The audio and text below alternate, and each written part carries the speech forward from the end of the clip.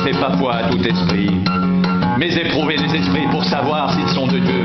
Car plusieurs faux prophètes sont venus dans le monde. Reconnaissez à ceci l'Esprit de Dieu, tout esprit qui se déclare publiquement pour Jésus-Christ venu en chair et de Dieu, et tout esprit qui ne se déclare pas publiquement pour Jésus n'est pas de Dieu. C'est celui de l'Antéchrist dont vous avez appris la venue et qui maintenant est déjà dans le monde. Vous, petits enfants, vous êtes de Dieu et vous les avez vaincus, parce que celui qui est en vous est plus grand que celui qui est dans le monde.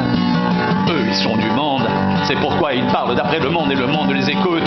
Nous sommes de Dieu, celui qui connaît Dieu nous écoute, celui qui n'est pas de Dieu ne nous écoute pas. C'est par là que nous connaissons l'esprit de la vérité et l'esprit de l'erreur.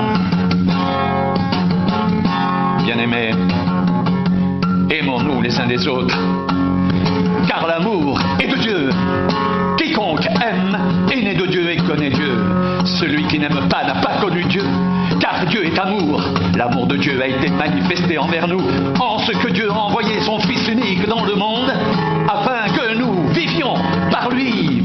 Et cet amour consiste non point en ce que nous avons aimé Dieu, mais en ce qu'il nous a aimés et envoyé son Fils comme victime expiatoire pour nos péchés. Bien-aimés, si Dieu nous a ainsi aimés, nous devons aussi nous aimer les uns les autres. Personne n'a jamais vu Dieu. Si nous nous aimons les uns les autres, Dieu demeure en nous et son amour est parfait en nous. Nous connaissons que nous demeurons en lui et qu'il demeure en nous parce qu'il nous a donné de son esprit.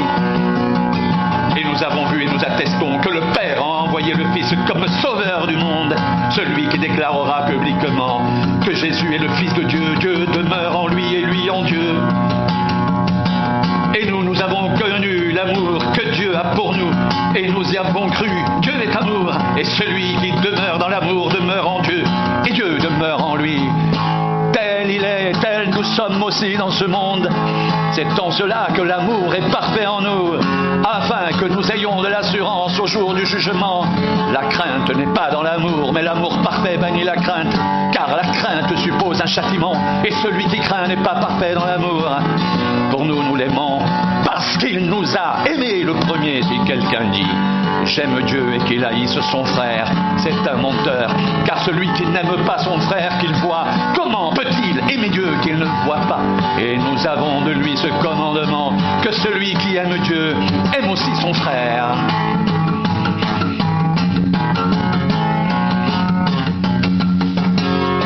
Quiconque croit que Jésus est le Christ est né de Dieu, et quiconque aime celui qui l'a engendré aime aussi celui qui est né de lui. Nous connaissons que nous aimons les enfants de Dieu lorsque nous aimons Dieu et que nous pratiquons ses commandements, car l'amour est de Dieu.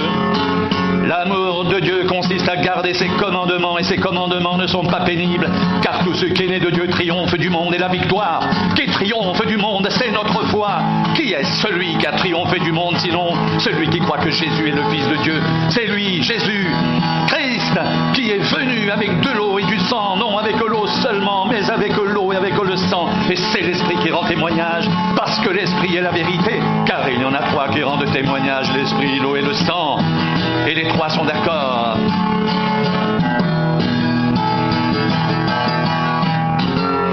Si nous recevons le témoignage des hommes, le témoignage de Dieu est plus grand. Car le témoignage de Dieu consiste en ce qu'il a rendu témoignage à son Fils. Celui qui croit au Fils de Dieu a ce témoignage en lui-même. Celui qui ne croit pas Dieu le fait menteur, puisqu'il ne croit pas au témoignage que Dieu a rendu à son Fils.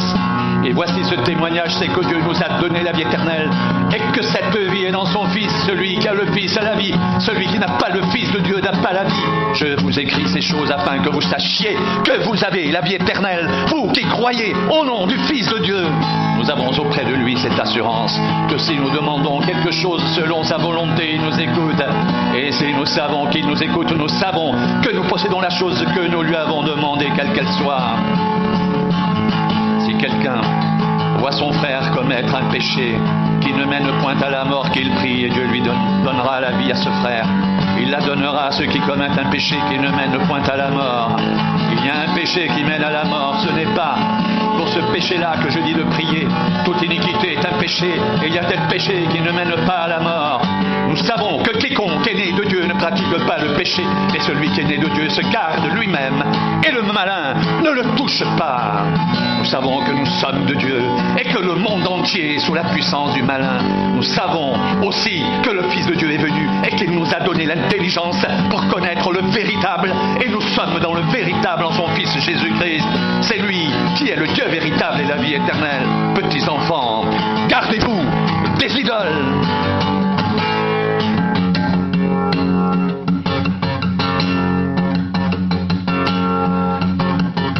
Nous savons que nous sommes de Dieu et que le monde entier est sous la puissance du malin.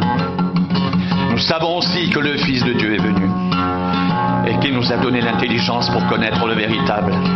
Et nous sommes dans le véritable, en son Fils Jésus-Christ. C'est lui qui est le Dieu véritable et la vie éternelle. Petits enfants, gardez-vous des idoles.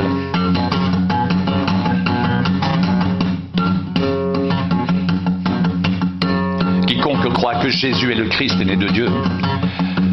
Et quiconque aime celui qui l'a engendré, aime aussi celui qui est né de lui.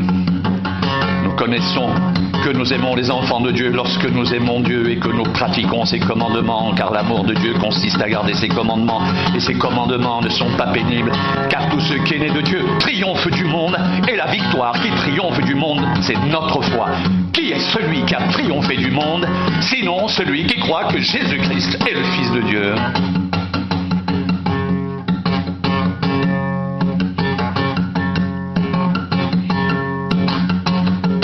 Nous savons que nous sommes de Dieu et que le monde entier est sous la puissance du malin.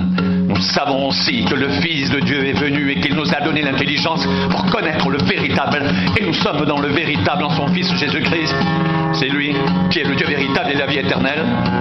Petits enfants, gardez-vous des idoles.